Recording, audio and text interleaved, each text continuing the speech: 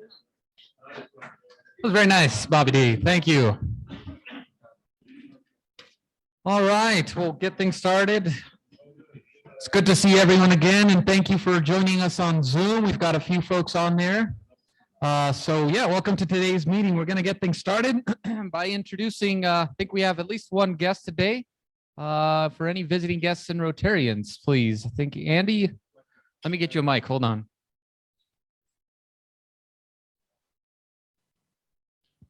Good afternoon. I'm delighted to be able to introduce once again, I think the third time this year, Right. my neighbor, Rotarian Jack Damon. Welcome, Jack. Well, thank you all so very much. Enjoy being with your club. It's very similar to ours in size, I think. I'm sorry to hear that. The Broadmoor Yeah. Club. We've had attrition just like you have, but and I'm looking forward to today's program on ShelterBox. Great. Well, thanks for joining us. And also, yeah, Tom.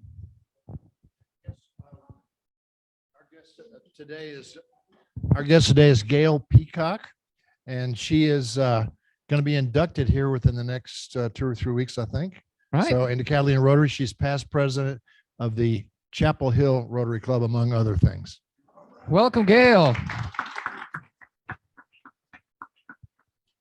So great to see you again, and welcome. And thank you so much for, considering us and accepting. So we'll be seeing you soon.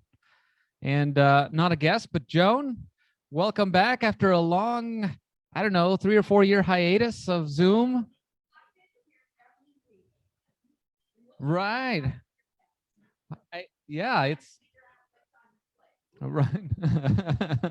No, well, it's great to see you again. Thank you so much for joining us and for joining us on Sunday as well. So back in full force. So watch out, everybody. Right. Yeah. Yeah. It's just too much power there.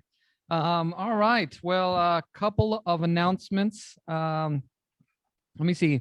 Pat, maybe I'll hold off on maybe a summary of the event this Sunday until the sergeant at arms there. Maybe we can draw some money out, Joanne, out of the winners, I guess, the aforementioned winners here. So, Anita, your purse is somewhere around there, and Kirk, I hope you brought your purse too. So, and let me see, Bobby D, update on the road cleanup.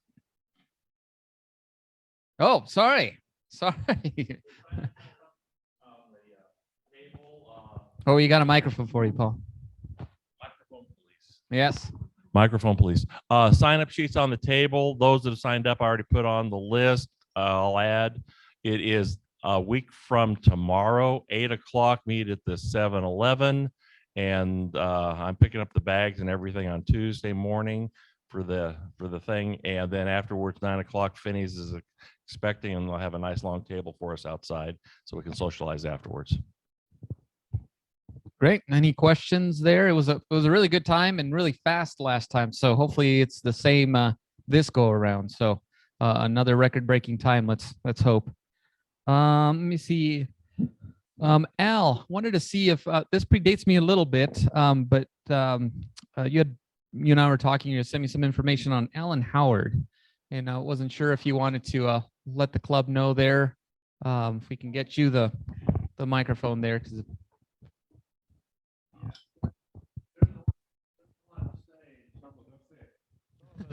Don't say it yet.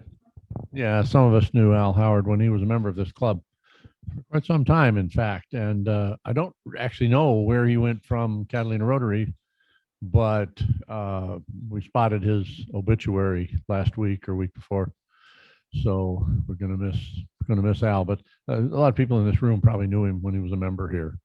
So that was all the message was. Gotcha. Okay. Well, thanks for keeping an eye out for that. Obviously, the history of Catalina Rotary is pretty long, and a lot of big players have been involved over the years. So thank you for keeping an eye out for him. We'll remember him and his family in our prayers.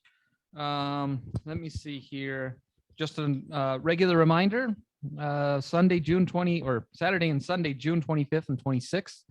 That is the crowning ball for our esteemed colleague here, Anita, as she takes the throne as district governor. So we keep that in mind. That's going to sneak up on us before we know it. So put it on your calendars there, and let's support Anita in her quest this coming year.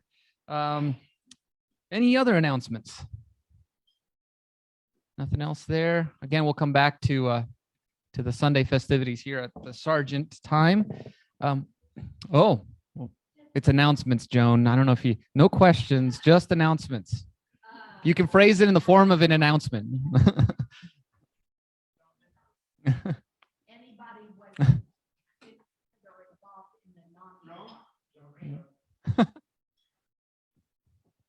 Now that she's not on Zoom, she doesn't think that Zoomers matter anymore. It's just, I was wondering if anybody in the club or anybody that you know is participating in the NAMI walk. That's for mental health. It's tomorrow. It's a little early for my taste. I offered to volunteer. They were looking for them. Unfortunately, it was at this hour today. But does anybody know about it or participate? Unfamiliar to me, I'm afraid. Well, if anyone sounds interested in that, then I'm sure Joan can fill you in. Or Anita, you have some? Oh, okay. Separate announcement. Gotcha.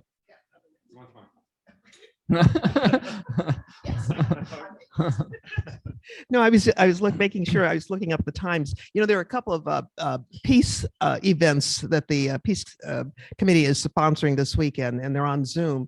One is tonight, as a matter of fact, at 6 to 7, and you could go to the district website to get the link to hook into that. And then there's another one tomorrow at I think it's 9 to 10.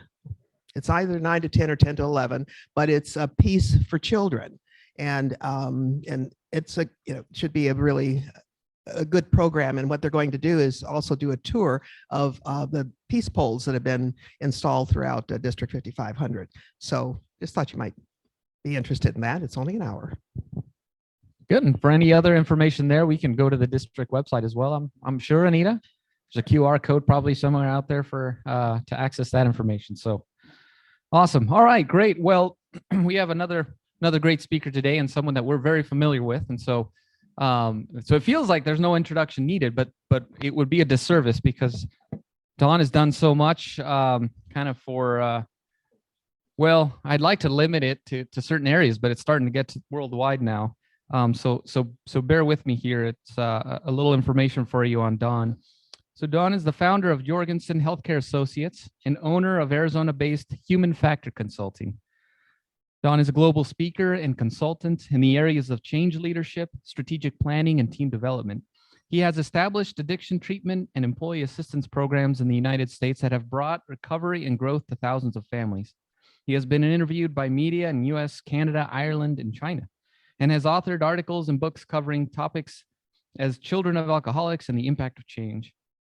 His latest book is 3 Worlds, One Voyage, Cruising to Antarctica and Trying to Get Home during the coronavirus pandemic, available on Amazon. And we were the recipients there of a presentation, really cool stories on that one some time ago.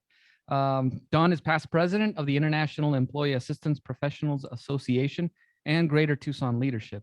He currently serves as an ambassador for ShelterBox USA, a global disaster relief organization, and was twice honored with the President's Volunteer Service Award from the White House in recognition of his work. Dawn is past president of the Rotary Club of Marana and has served as trainer at PETS, RLI, and RILA. He is a Paul Harris Society member, a graduate of Rotary Leadership Academy, and is currently the District 5500 Governor nominee for 2023-24. That's quite the feat there. Thank you for that. Don and his Kathy wife have been married for 40 years and have worked on Rotary humanitarian projects around the globe. He's an avid traveler, visiting over 40 countries and 7 continents. Don is also a cancer survivor, an active runner, and martial arts practitioner. And today, Don is going to give us an in-depth look at the Ukraine crisis response and what's new for 2022. So without further ado, please welcome Don Jorgensen.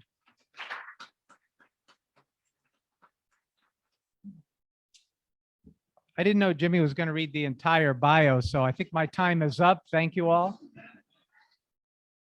It's always a pleasure to come to this club and see so many familiar faces and friends and all. And as always, I'll start with a thank you. I know this club, Catalina Club, and all of you have been very supportive of ShelterBox. That's the hat, or in this case, the shirt I'm wearing today. So, it's been terrific. And what I thought I would do today is kind of deal with reality and deal with the present. I'm going to talk about what ShelterBox is doing in Ukraine and how that has come about. And, you know, you've been supportive. I hear a rumor that you may be supportive again today, and I thought you'd like to know where your money's going. So I will tell you that, but also a little more about ShelterBox as we go through it. So let's jump into this. If we can make sure this is working. Yeah, I don't know where it's. Sometimes it takes a little while.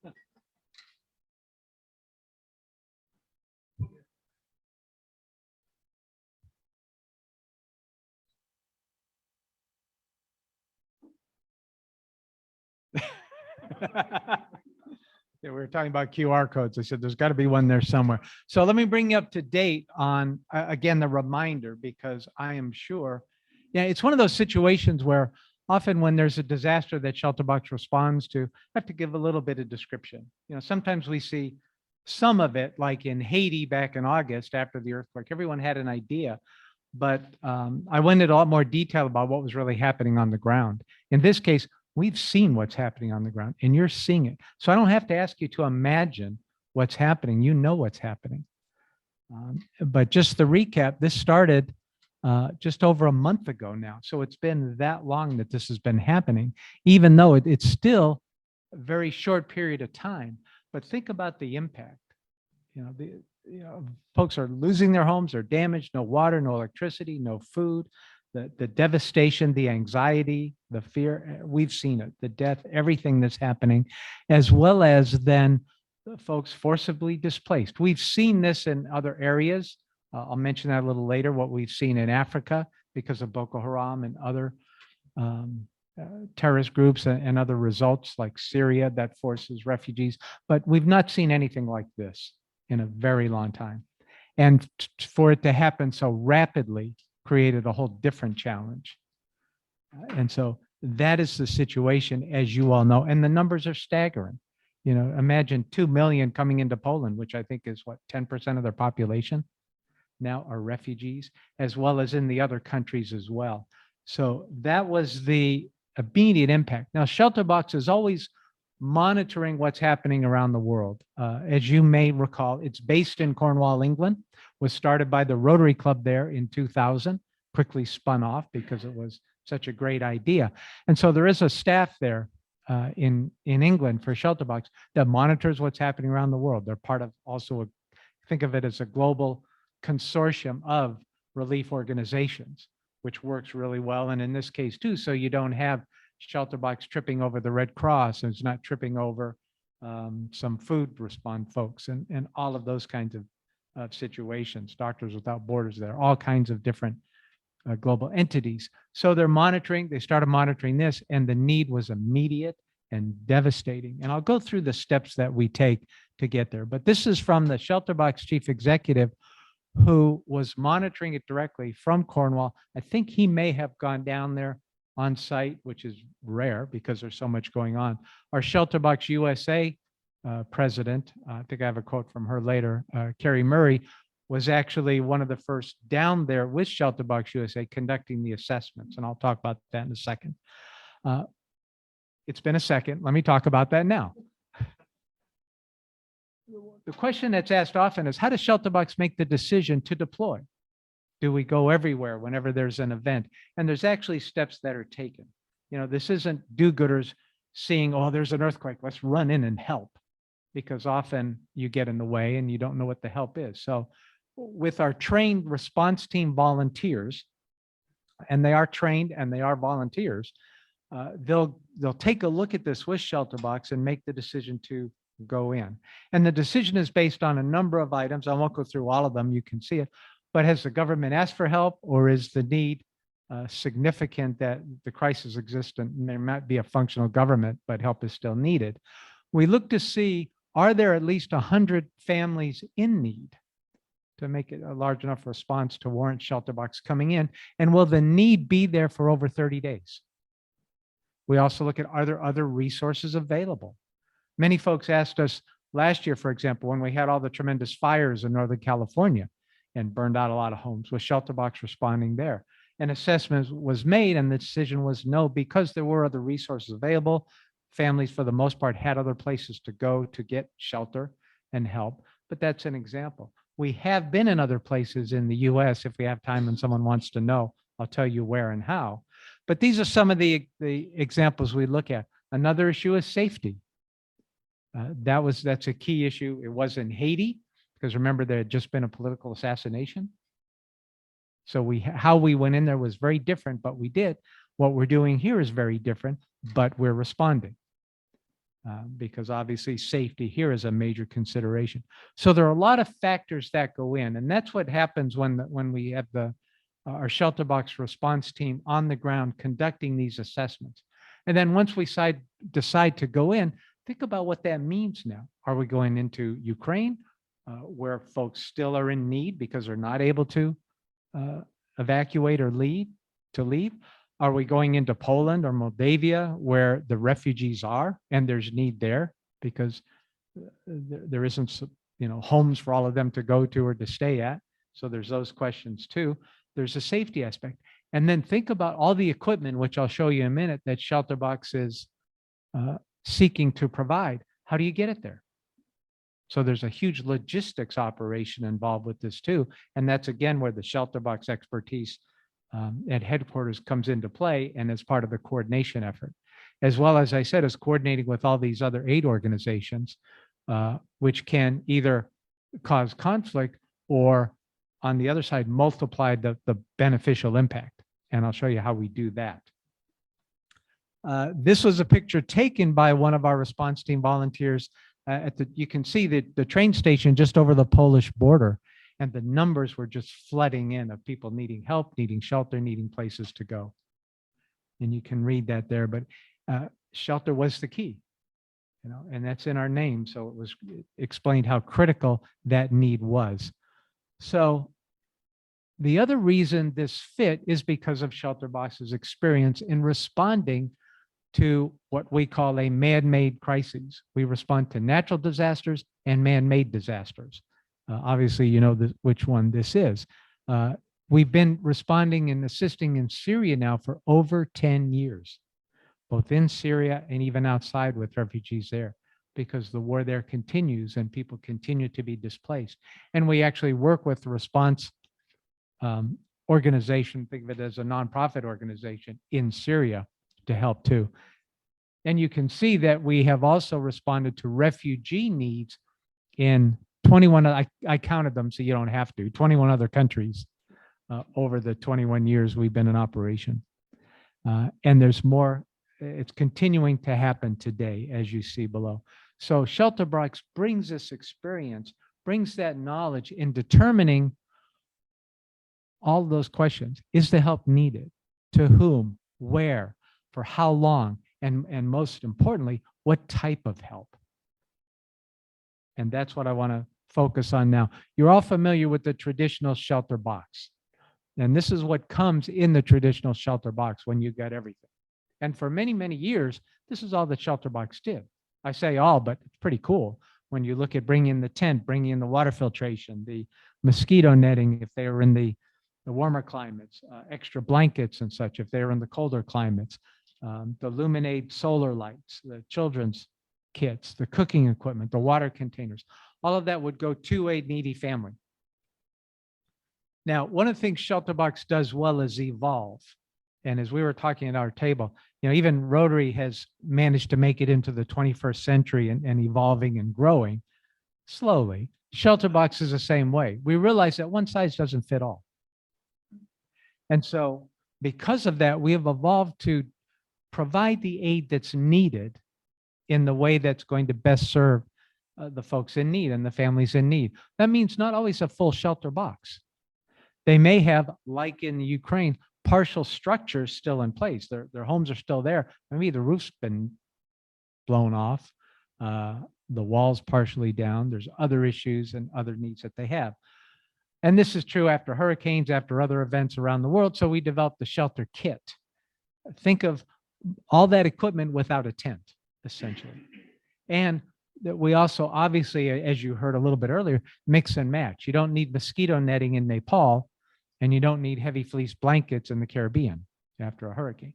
So we determine what the needs are based on that. The other change that has occurred is due to COVID. And one of the things we found is the need within different locations for cleaning supplies, sometimes for other kind of water basins, wash basins, soap, feminine hygiene products, because there's been no access to those things. And so those are other items that have been added to the ShelterBox response depending on the need. I want to play you a quick, this is about 3-minute, maybe less, description of what's going on in Ukraine right now from a ShelterBox volunteer. ShelterBox is responding in Ukraine to people whose homes have been damaged or destroyed. We're also responding to people who have left Ukraine and fled to safety in neighbouring countries like Moldova. The need is huge and we need your support right now. We're sending thousands of mattresses to centres in Ukraine where people are sheltering, and we'll be sending shelter kits to help people continue to survive and stay warm. We'll also be providing warm clothes and essential items to help refugees who have crossed the borders. As people are forced to leave their homes behind and families are getting separated, please know that you can help. Thank you. So anyone hear something there you hadn't heard before about ShelterBox? Yeah, and one other item, ShelterBox. we move this ahead, mattresses. And you haven't heard it before because this is the first time we identified that need. So here's what is being delivered. I mentioned the shelter kits, the solar lights, the thermal blankets, as well as, the warm winter coats, particularly for children.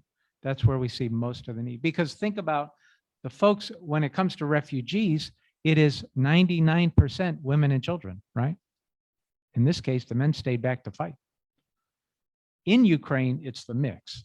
You have families that haven't been able to get out or chose not to, as well as the men too that need assistance.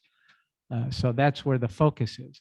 But we determined as part of this whole assessment that there were 3 ways that ShelterBox can respond. Two of those ways are in Ukraine and a way outside of Ukraine. And that's what I wanted to show you here.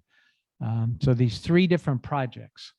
The first one is assisting the displaced persons in collective centers. That's within Ukraine.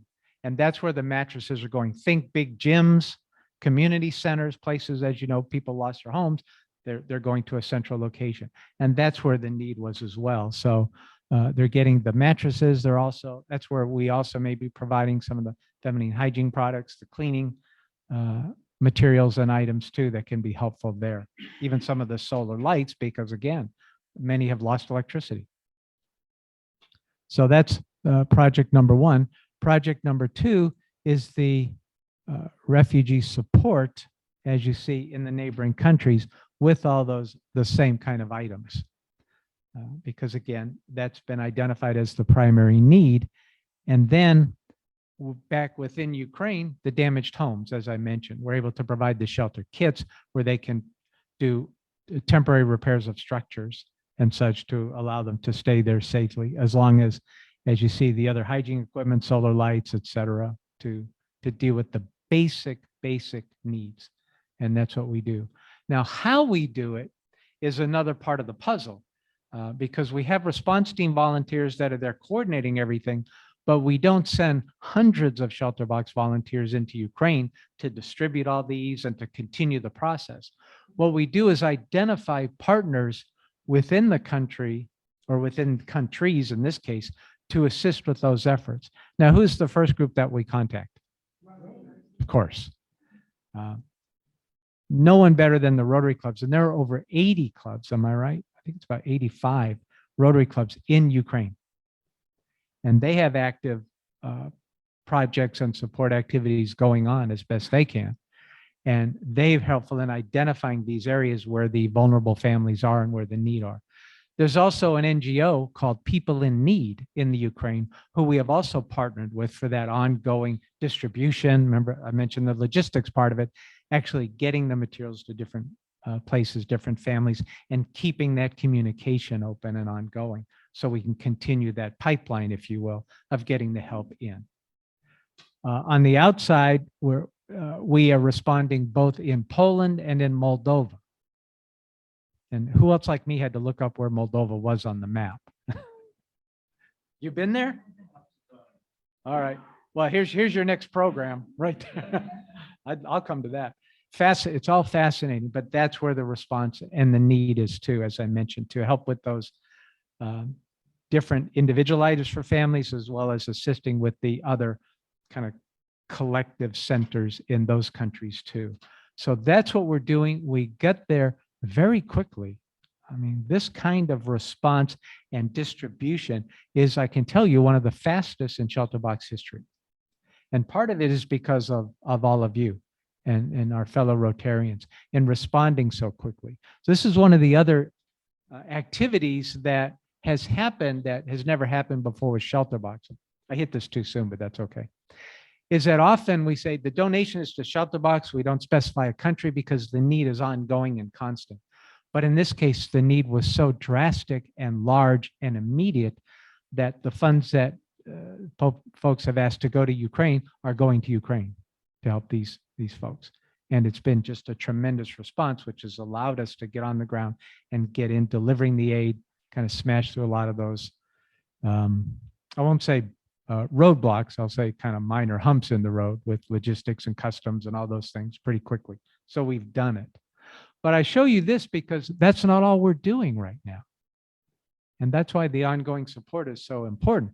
We have essentially warehouses in about, I want to say 6 different, and maybe more, 6 different locations around the world on each of the continents, obviously other than Antarctica, so that we're able to distribute the aid faster. Now in Europe, a lot of the aid has come right from Cornwall, England, which is one of the sites.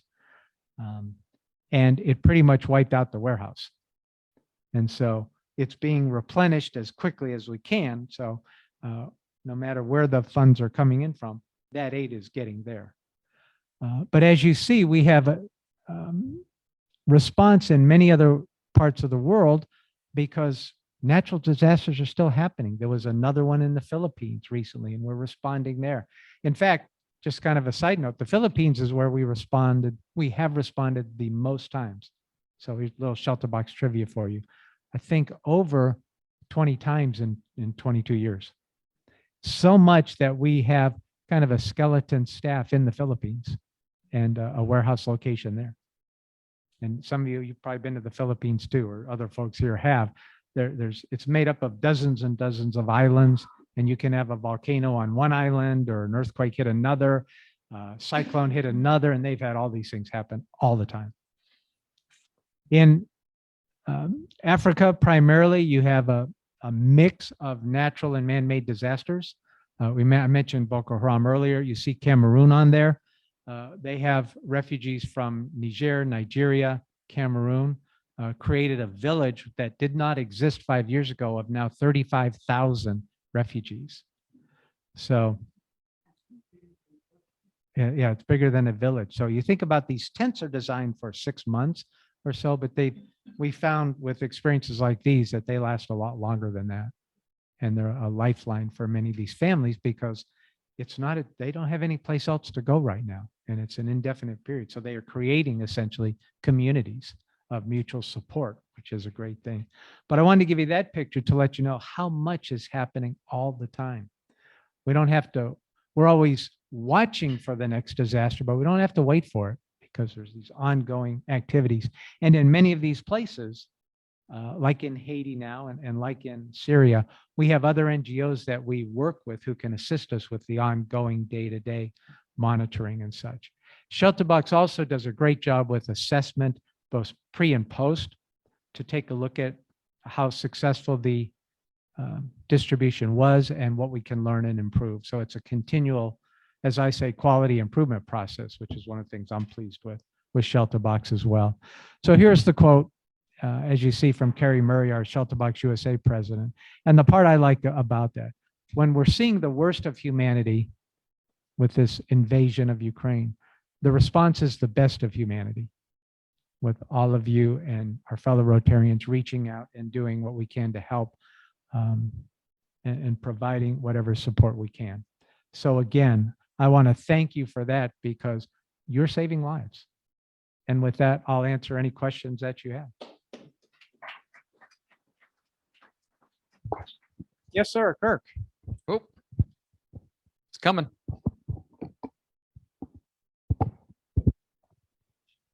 Don, that was very helpful. My question is, with all the Rotary publicity we're getting, give to the Ukraine Relief Fund, I haven't seen the RI put out ShelterBox requests.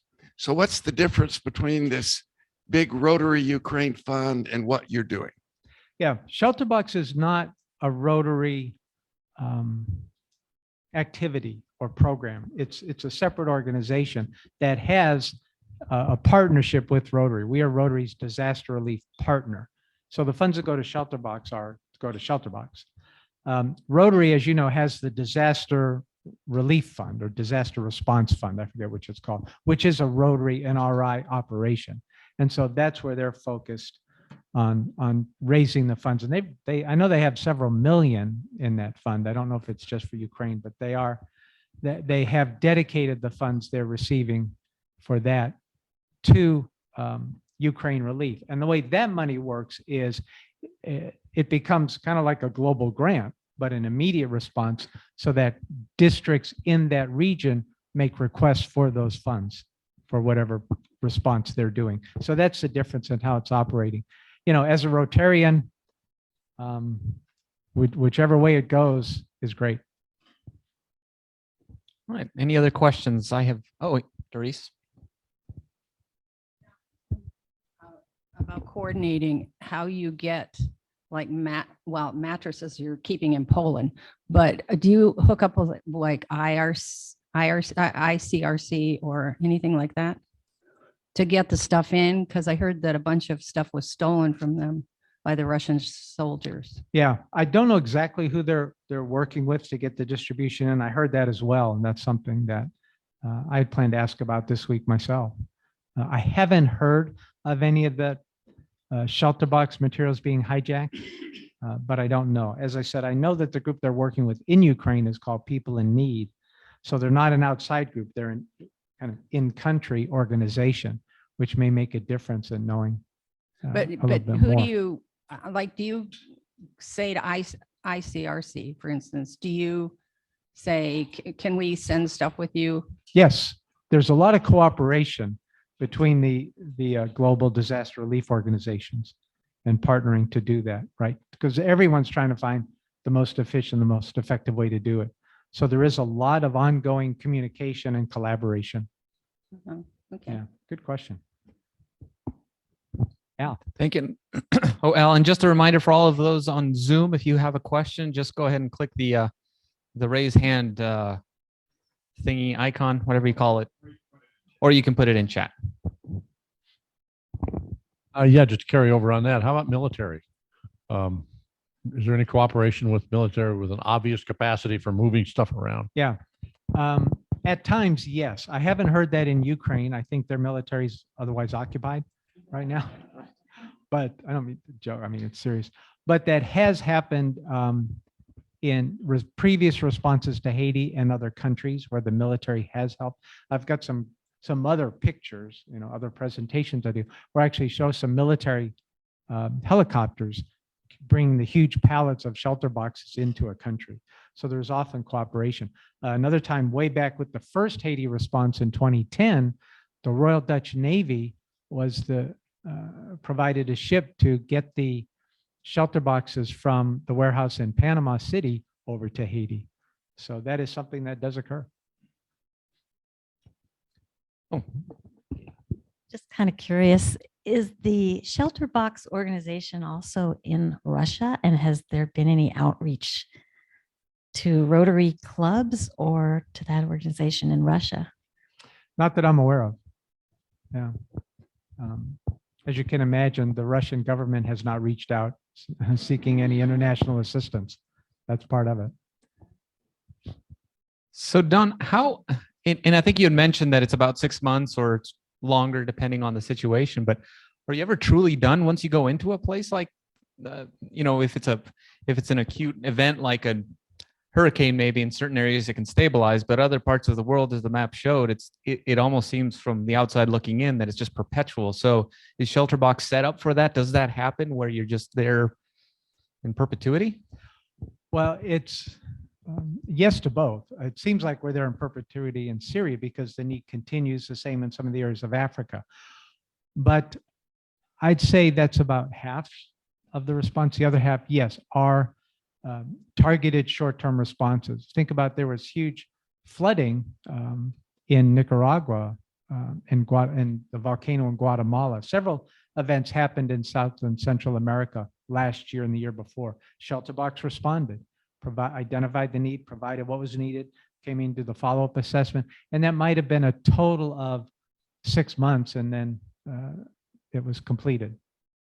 Sometimes the response takes less time, the total response less time with that, but that's a general average, about 6 months from the time of assessment to be on the ground, distribute all the aid, do the follow-up, and then be completed. But if it does go longer, you'd mentioned that response teams, boots on the ground type of folks are not there. You start partnering more with other organizations that are there present there. Exactly. If there are local organizations, then they're the ones that are kind of our eyes there, and we're not continually sending response team volunteers. They may go back periodically to assess and follow up.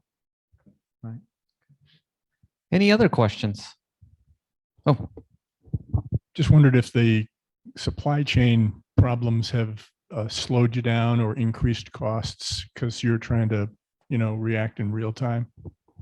Is that a rhetorical question? Of course, yes, it has.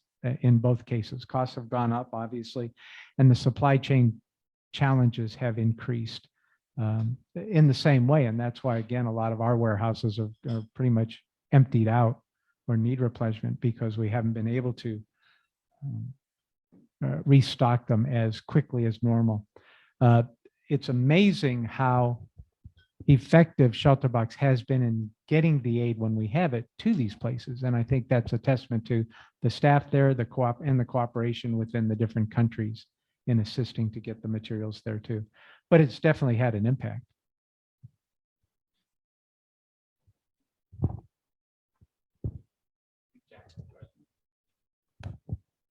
I was just going to make a comment.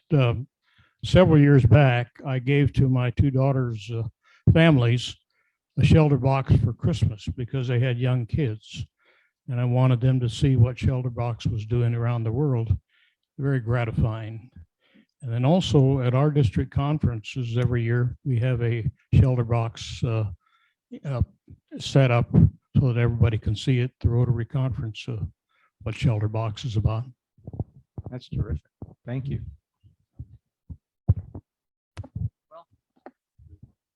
No questions on Zoom. Perfect. Okay, great. Well, thank you so much, Don. It was great to have you come and talk to us. Let's give a round of applause for Don.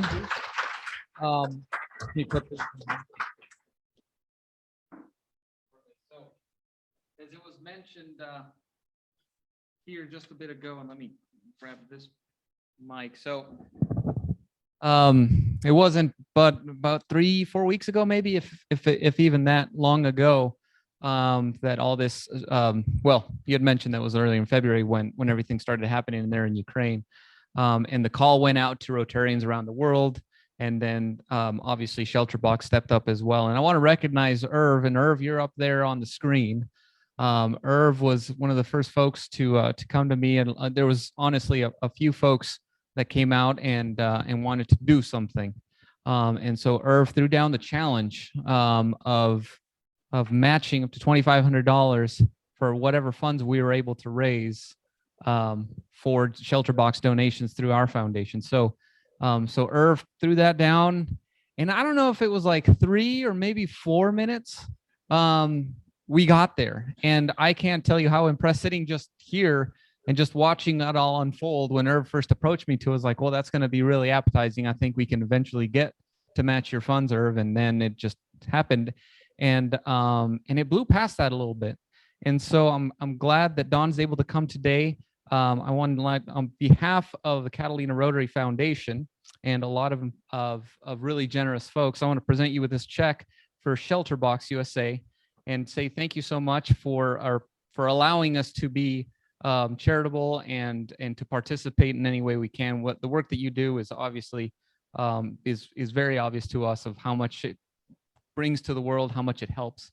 And so in your participation, I just want to say thank you on our behalf, and we really appreciate the opportunity to do this. So thank you so much. Sorry. Well, let me do the PR thing here. All right.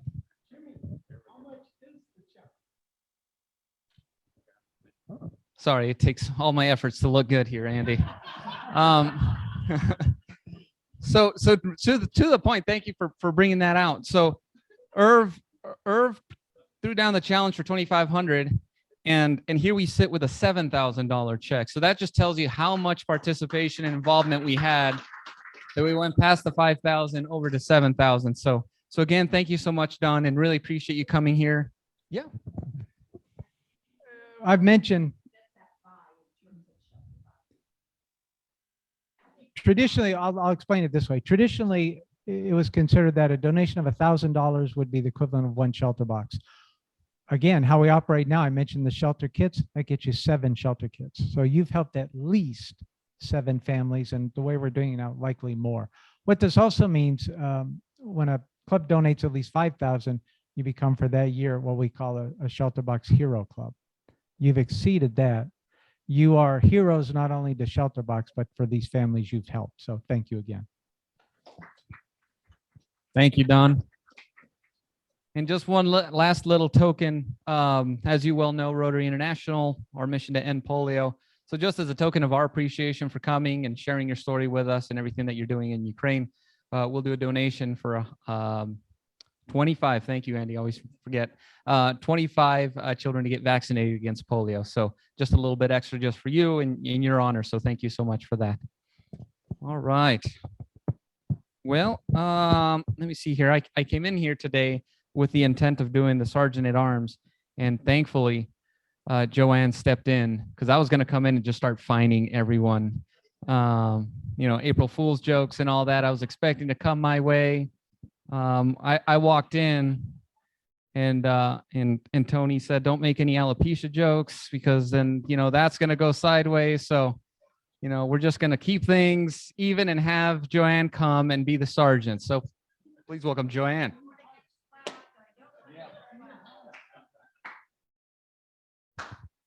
Although apparently if you do slap people, nothing bad happens to you. So, boy, yeah, exactly. And you get to take home a prize. So, my prize. Okay, Can Man Jimmy. I know that a few people came in a little bit after I started passing the can. Now, I'm not going to say you were late, but you were. So, any of you who got here too late to put your money in the can, please do so now. And if you feel compelled to put a little extra in because you were late, feel free to do that as well. We'll start also with the low-hanging fruit, as Steve Pender likes to say. Anybody without a pin, please throw something in the can, okay? And I think my co-sergeant today, who's what I'm calling Jimmy, has some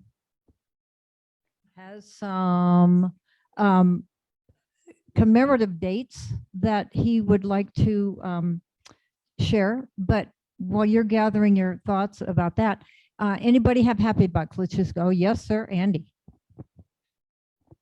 Today, although I am so young, today is the 39th anniversary of our youngest son's birth. So I'm doing a leg up for that. Matthias Slay Kerr. Well, congratulations on that. And I have a funny little thing. Years ago, I learned an odd thing. Usually with women, if they say, "Oh, I have a 40-year-old," or "I have a grandchild," and you say, "Oh, you look so young." It happened to a lady I worked with, and she was so mad because she apparently had this child very young and was not amused at having that pointed out. So you look old as an old fart. Congratulations to you. I saw, who else's hand did I see? Kirk. I'll come back to you, please, Joe. Well, I have good news and bad news, worthy of money. Good news is baseball season starts before our next Rotary meeting. There's a little bit more good news. The Washington Nationals and the Chicago Cubs are in the top 5 of their division. There are only 5 teams in each division. The bad news is the Washington Nationals on Wednesday gave up 29 runs in one game.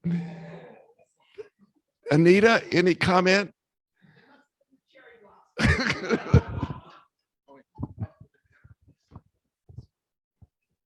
Okay, we got to keep that rivalry going. Jeff Nordenson. Thank you. Today is the 41st anniversary of my oldest son's birth. He is a Paul Harris Fellow, and we've never been able to get him and Al Chester and me together, but he's coming back from Salt Lake City in about a week and a half, and if I can get him to a meeting, maybe we can do that. In the meantime, I will tell you, I've never had anything harder to have anybody believe than my calling my family and saying, yeah, the birth is here, we're at TMC, it really worked. And I'd like to go a leg up for Chris. Congratulations. Thanks. Oh, I'm celebrating my probation from solitary confinement. And the bad news is I'm only giving $1 because that's all the cash I've got left from coming in person. Yeah, we take checks. All right, awesome. Yes, Doris. I will give a happy buck because Dunbar School got granted $1 million, and that's who we're working with. Jeff, I think, is. And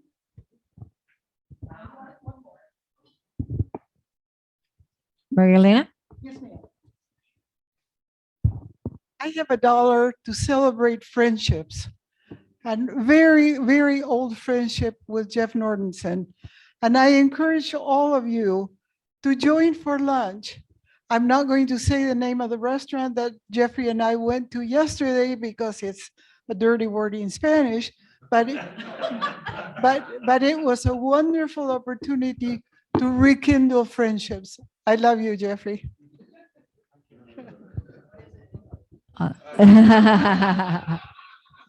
We can bleep you. Alrighty then. Moving right along. Yikes. Did I see Jim Kester on the screen? A little Boydie told me that there's a birthday coming up. Okay, come on. Four-way test. So it's not till next week. Well, that still counts. And if I kick the bucket between now and next week, we get your money. You'll get it anyway. That's kind of the whole point. It's been tough because now it's been 68, pretty close to 68 orbits around the sun for me. And by God's grace, we're still here. So I will make sure I'm in attendance next week and will make my contribution. Excellent. Hopefully the world won't come to an end before then because we need your money. So everybody pay up today, please. I don't see Dick Carlson, I don't think. Okay, so he has a birthday as well today. So everybody wish Dick Carlson a happy birthday. We've got a couple of anniversaries. I do see Tom Jones front and center square of our Hollywood Squares. Or Doug Jones. Oh, Tom Jones. I'm getting my Dougs and Toms mixed up. Holy moly. Do you want to pay $1 to just for, for old time's sake? Okay, Tom Jones. Sorry, I know he's not there. But I do know this name, and she is here in the room with us. Miss M. Craig has an anniversary on April the 5th, which I believe is Tuesday. Kind of puts her right in the middle of the two meetings, but I don't want to get you too soon. Would you like to commemorate your anniversary?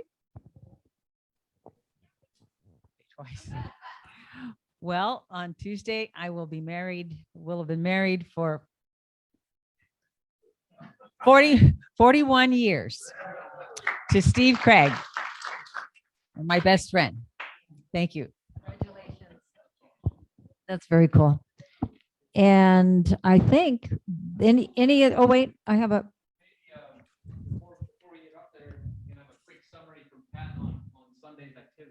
well, Al had his hand up for a happy buck, I think. So before we move to Pat. Yeah, Pat. Ooh, that could happen. Okay, I too know that baseball season has begun. Our grandson, Bo, played his first Little League baseball game last Friday, and we had a great time watching all of that. Now, Bo has never played baseball before in his life, and he got on base twice and scored a run. So I got they gave him a contract, I think. But Yeah. But anyway, so I've got some bucks here for Bowen's baseball. Was that the Nationals that gave him the contract? He might need some pitching Okay, help there. Pat, you're up. I can say that the club had a successful gathering last Sunday, and we had a couple ringers that won the bocce tournament, the first bocce tournament, but they did quite well. The district governors showed that the elite remain elite.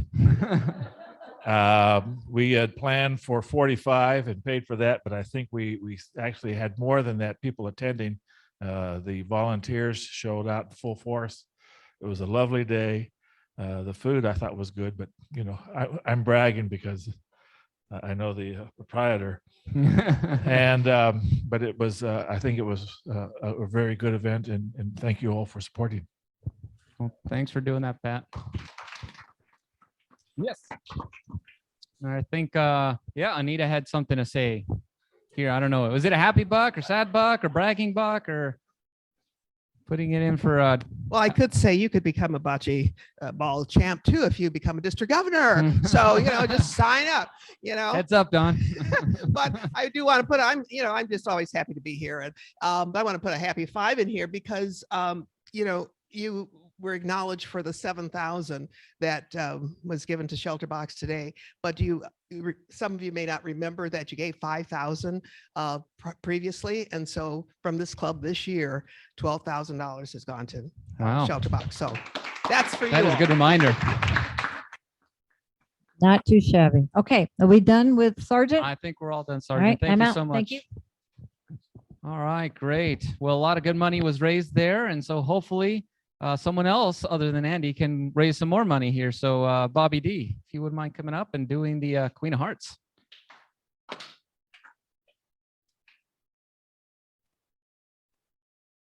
So a 50-50 raffle, which has been going on for quite a while. We're down to 33 cards, and as of right now, there is $2,155 in the pot.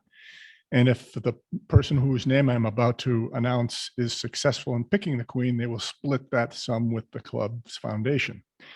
And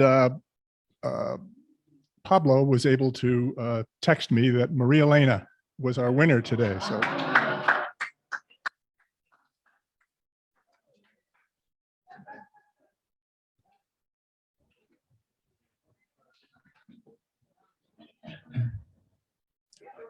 It's the wrong one, Marilena, not that one. I think time expired. Two of hearts. So. All